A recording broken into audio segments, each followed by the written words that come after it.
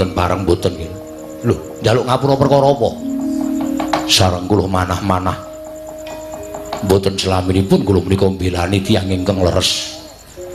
Lire mak cilik ngendika kaya ngono, kula malah manah menapa dipun lampahi dening Kanjeng Prabu Ndrawati menika namung manut dhateng perintahipun Hyang Pilun Bathara Guru.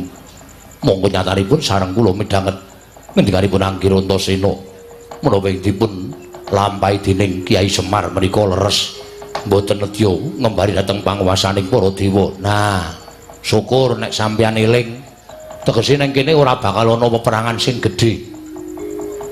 Tegese ora bakal ana peperangan antarane mak cilik karo anak-anakmu Antarja, Antasena, Gatotkaca. Piye iki ngejak damai? Ya Bagong aku salah. Ya ora apa-apa, sune rasa gleleng ya.